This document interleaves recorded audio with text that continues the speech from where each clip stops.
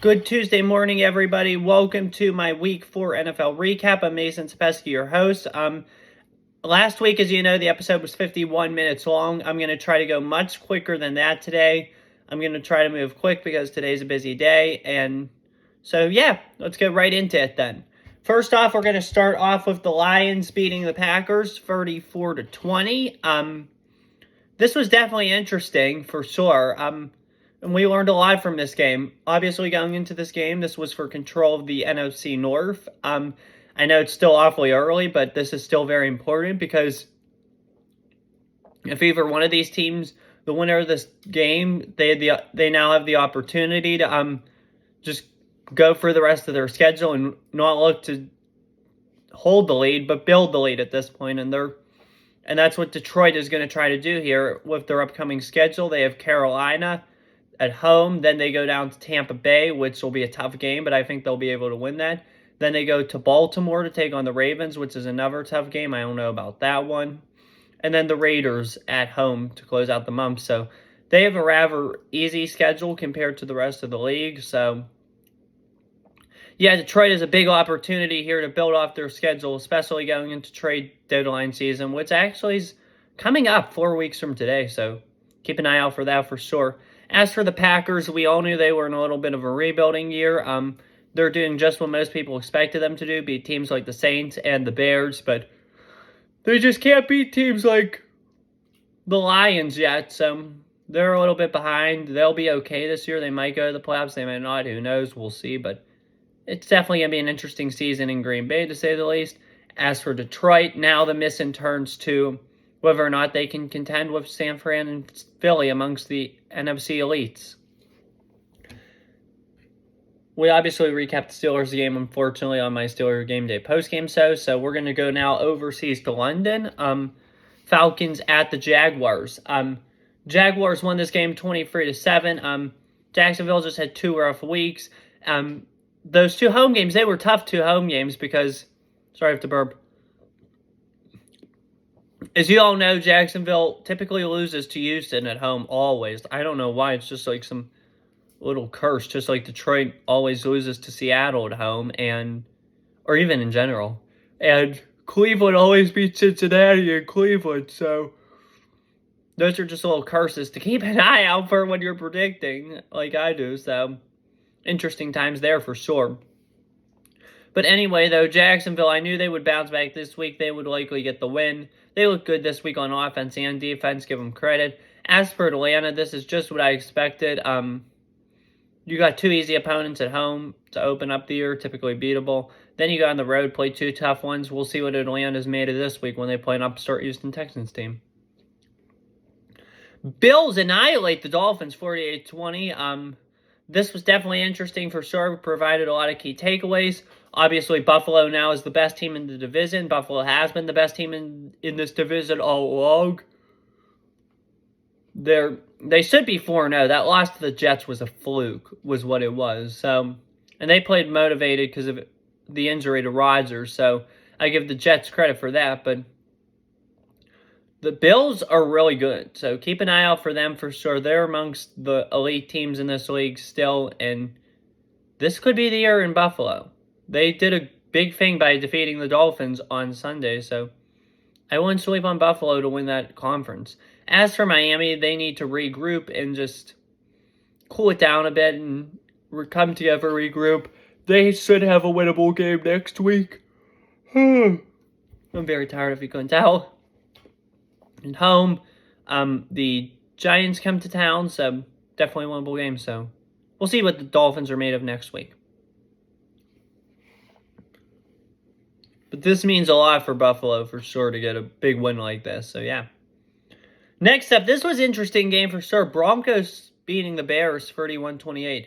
The Bears led this game 28-7 at a point in this game, but no lead is safe in the NFL, as we all know pretty well. So the Bears led 28-7. Then the Broncos, they came marching back. They knocked the ball out of Justin Fields once. Got a fumble return for a touchdown. That made it, I think, either 14-28 or 21-28. Something like that. And then, but they just took it from there. Marvin Mims had a touchdown. And then Or did Marvin Mims have? No, he had a big play. I don't think he had a touchdown, but he did have a big play. And then at the very end, Denver kicked a field goal to win it. This provides a couple key takeaways. Takeaway number one is, obviously, we all know that neither of these teams are good, and it's going to be a long year for both of them. So, yeah. Takeaway number two now, and it involves Denver. While Denver may be bad, they are a resilient team for sure, and I know Sean Payne was probably happy about the resilience and the fight and the never give up motto in the locker room, but Denver has a chance here. If they can beat the Jets on Sunday, which I know is going to be a very interesting game to say the least, but if they can beat the Jets on Sunday and Sean Payne can defend and back up what he said by winning that game, they can improve to 2-3. That's not terrible. 2-3 in this NFL, you're still alive technically. I know the schedule for Denver isn't that easy as I go to look it up after this. The only thing I know is they play Kansas City the week after. So their schedule is Jets at the Chiefs, Packers, Chiefs. So you can easily, in that little stretch there, you can be 3-5. But this is going to be a rough year in Denver, but it feels good. It should feel good for them to get this win while they can get it. As for the Bears, you guys are just a complete and total disaster. I totally predicted this complete and total disaster from the Bears this year. They're bad.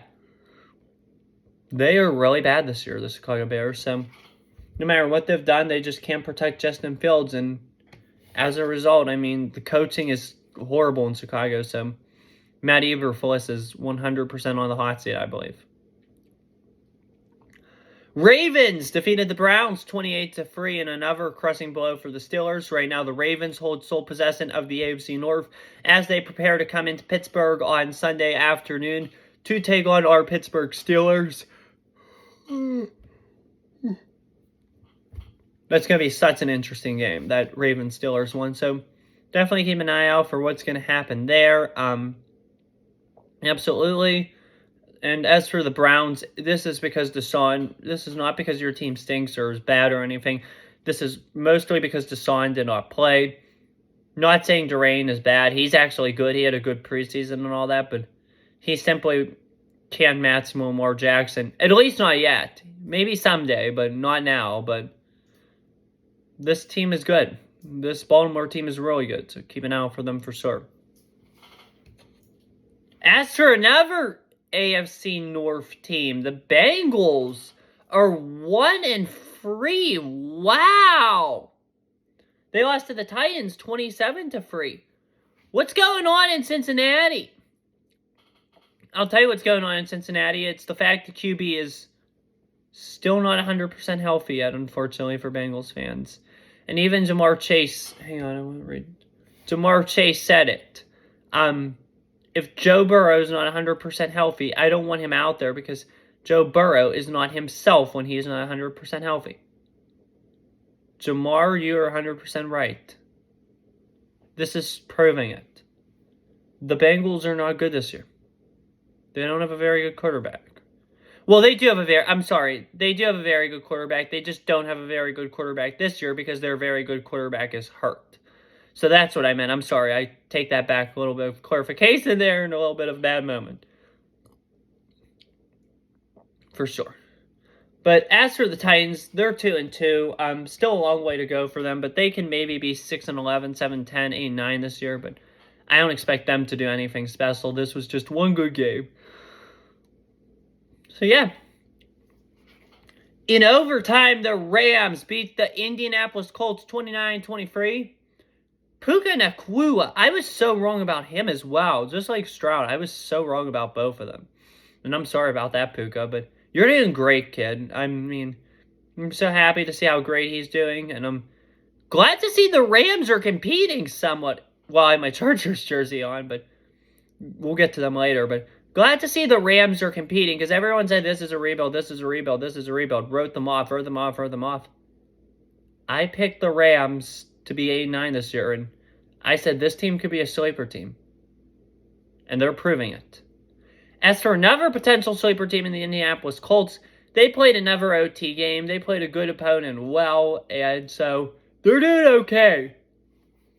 They are making progress and can be possibly in 24-25 a perennial contender in the AFC. So keep an eye out for them. I really like what Anthony Richardson's doing in Indianapolis. Buccaneers defeated the Saints 26-9 in New Orleans. This was a shocker to me because it proves that the Bucs are for real. Everybody expected them to be bad, but that Todd Bowles-led defense, he is one of the best defensive minds in this game. No matter what anybody says, thinks, or believes, he is an awesome defensive mind. And that is why, as I continue on, the Bucs are good. So yeah, keep an eye out for them. This is definitely a competitive team. So yeah, they're going to be good this year. They're going to be good the rest of the way, and they get a week to rest up and get ready for the Lions at home, which will be a very exciting game for Bucs fans.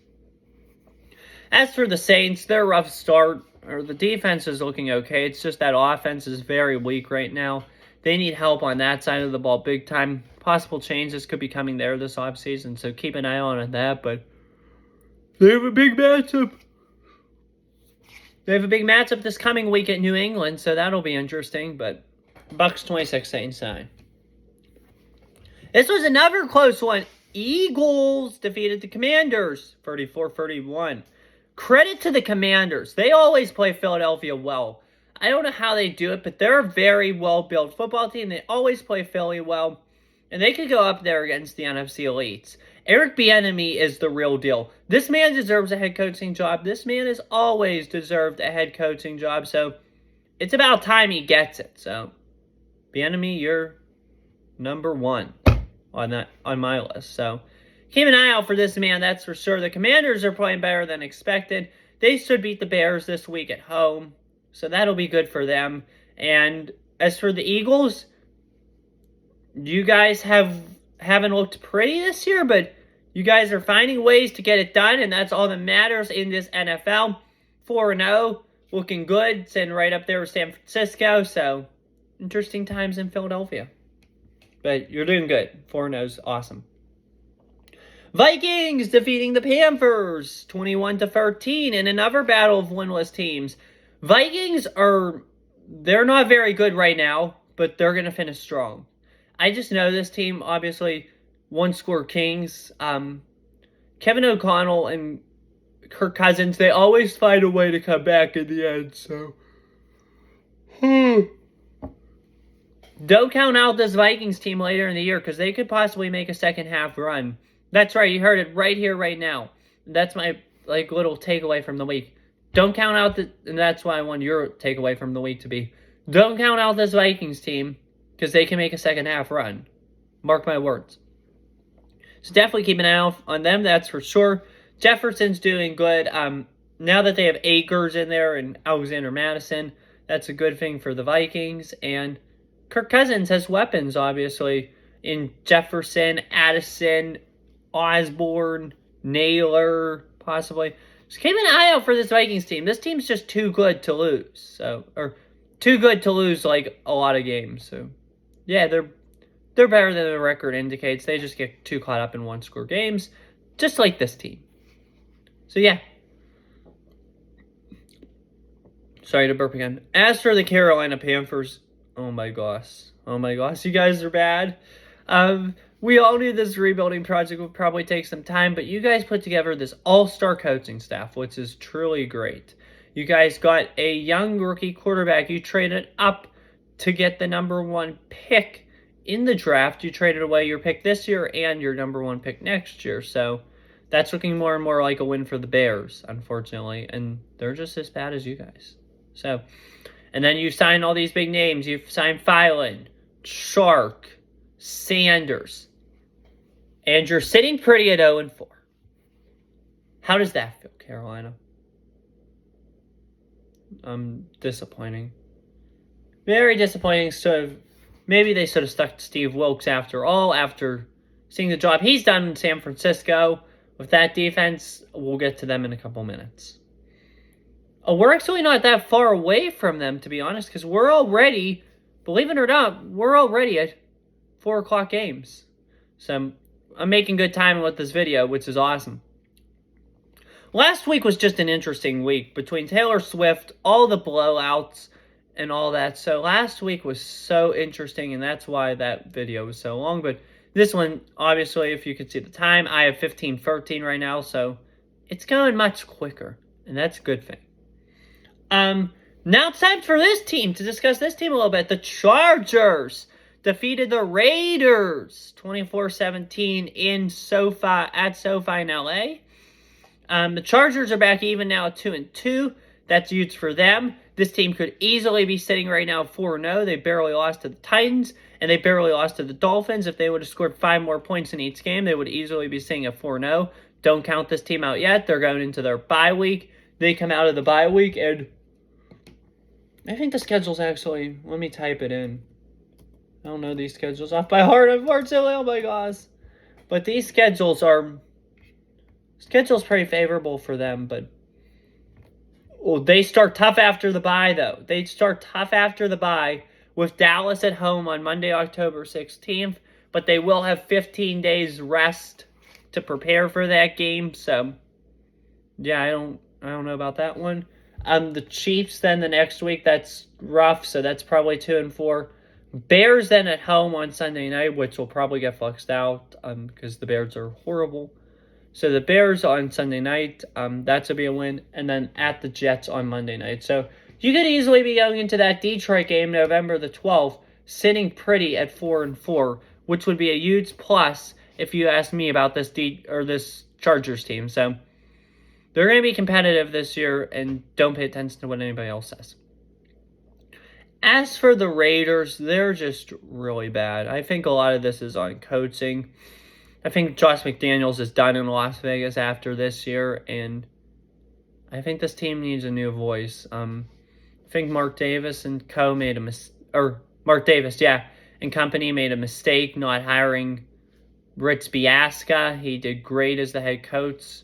I think they made a big-time mistake not hiring him for the full-time position, especially since after all they had going on that year, took them to the playoffs, so that was a big mistake by ownership. But other than that, the team's doing good. But other than that, I take that back, actually, because the team's not doing good, so this team has a long way to go. This team has a very long way to go. So, yeah. Other than Kansas City, though, everybody raves about this division. Like, remember going into last year how everybody said this division would be good. Right now, other than Kansas City, it feels like the rest of this division stinks. It doesn't feel like it. If it is, it's terrible. The Broncos and the Raiders are pathetic.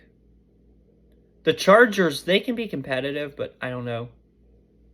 And then you have the Chiefs, who will easily cruise to the division title. Next up, this was bad too. Cowboys defeating the Patriots 38-3 in Dallas. Dallas is good. Dallas is very good. New England is not good at all. So what's the deal in Foxborough? We'll get into that before we discuss Dallas. What's the deal in Foxborough? Mac Jones isn't the answer.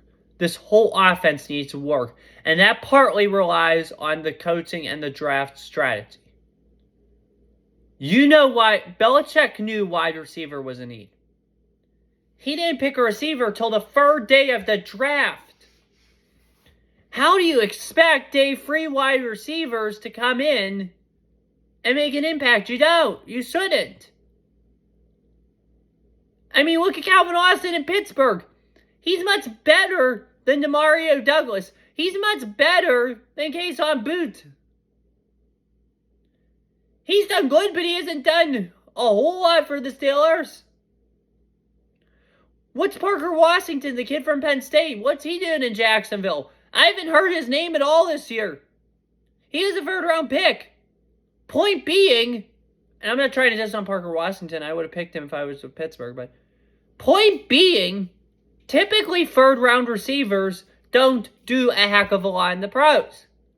Now, every now and then you'll get like an Amon-Ra St. Brown, who is a 30-year receiver, and then he just tears it up in the pros and is really good. And even a Puka Nacua. That's rare, though. You only have like 2 of those a class. You can't rely on all your receivers being day-free receivers or free agent signings. That's the problem in New England. And don't get me wrong, Christian Gonzalez is a very good draft pick. He is phenomenal. And he was one of my favorite prospects in the class. However, you needed a receiver. You should have drafted one. Ronnie Bell out of Michigan. Marvin Mims. These guys all would have been good for you guys. And you passed on all of them. Now, I get it. The Patriot way has its own prospects that fit it. And that's why New England doesn't really... They draft out of the ordinary players. The Patriot way is different.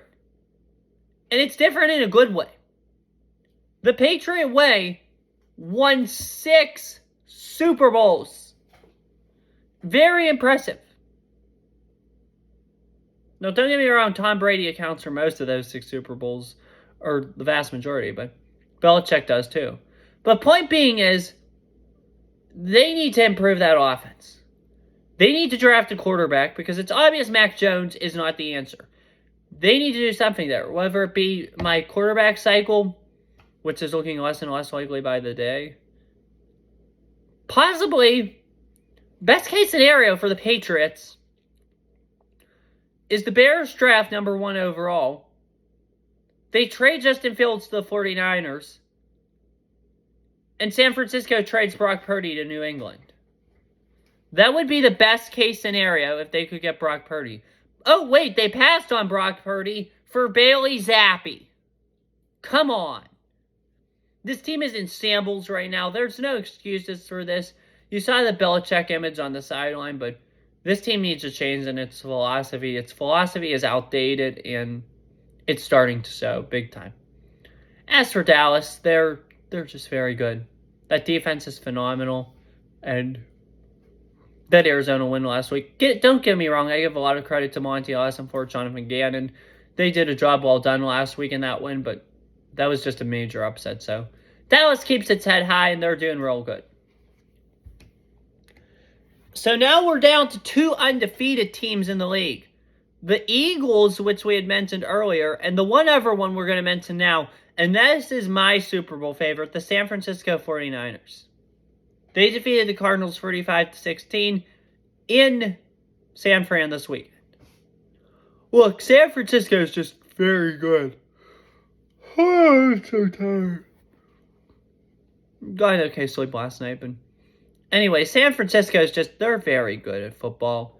You can't dispute them.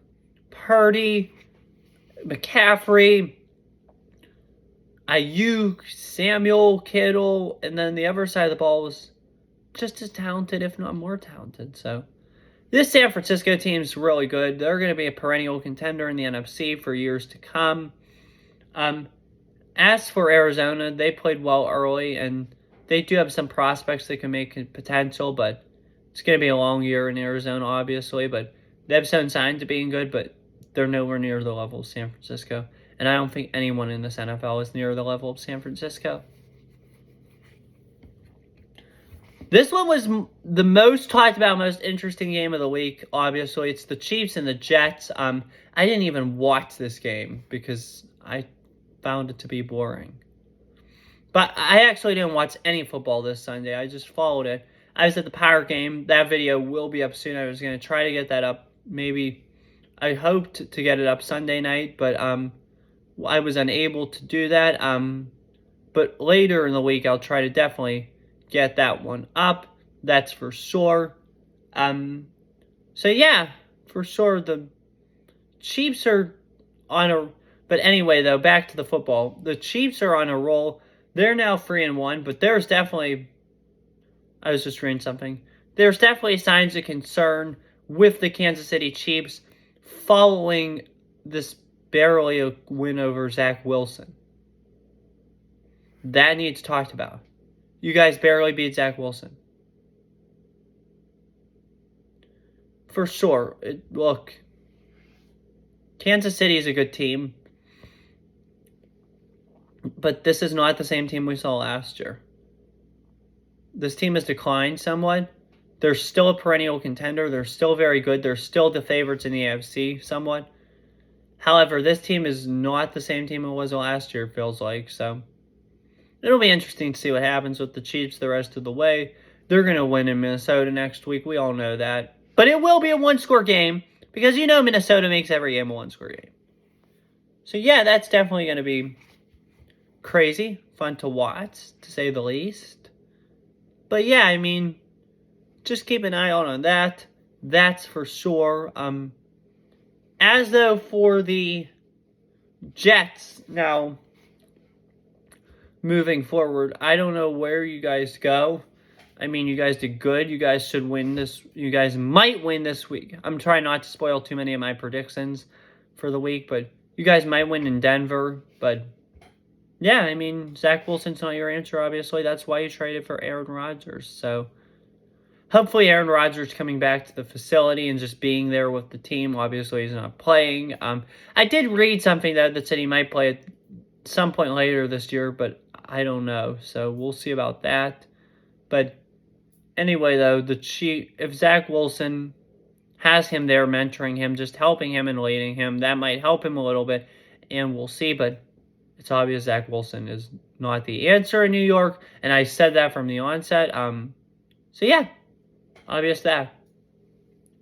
Was never a fan of his. Last game we're going to talk about here before I close this thing up. Seahawks and the Giants. The Seahawks win 24-3 over the Giants. The Giants' offense is just plain downright bad. I don't know what to say about it. I don't know where to start with it. So just keep an eye out on them. That's for sure. Yeah, it's going to be a long year in New York. As for the Seahawks, this team is good.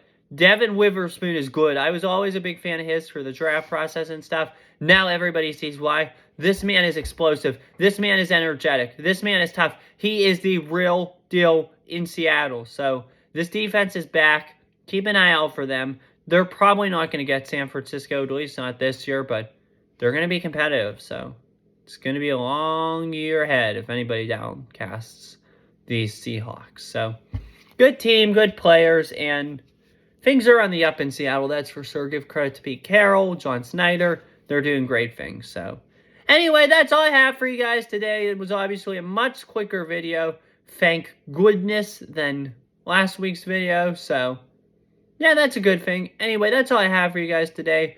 I will see you later this week on Thursday for my Week 5 NFL predictions. Funny to say we're already there, but it's what it is. That's it. Have a good one. Take care. Stay safe. Enjoy the rest of the game. Enjoy the rest of this day. Peace. See you around.